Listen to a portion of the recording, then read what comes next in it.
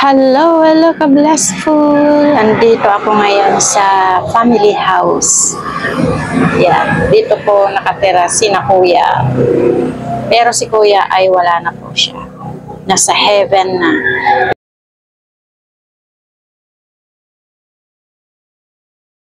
Pero si Au ay nandun pa po sa church. Nauna po kami dito umuwi. At yung dalawa po ay, yung tatlo, kasama po si Jaira, si Gia, at saka si Ronchan ay nagluluto po sila ng kanin.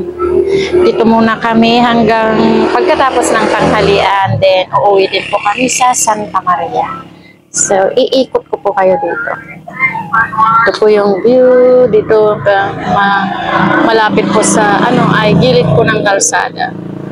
Ang dami po nilang tanim na dragon fruit. Ano?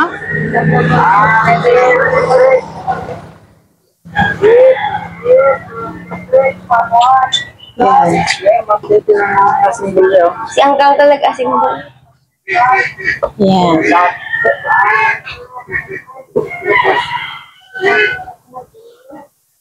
Marami silang mga tanim.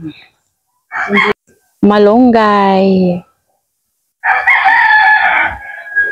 Santol. Nyug. Ayan. Iyan po ay yung bahay ni Cesar. Yung aming bunsong kapatid. Yung dalawa ko pong kapatid ay nandoon po sa Maynila. Ayan.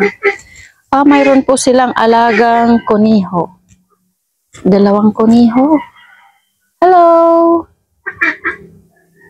At marami po silang tanim na sili.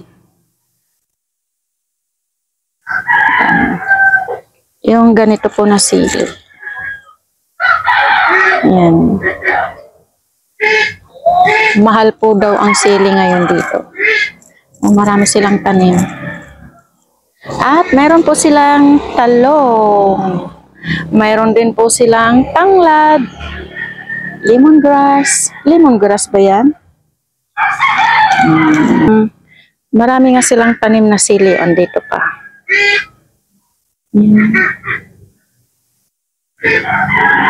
At marami din po silang dragon fruit. Ikot-ikot.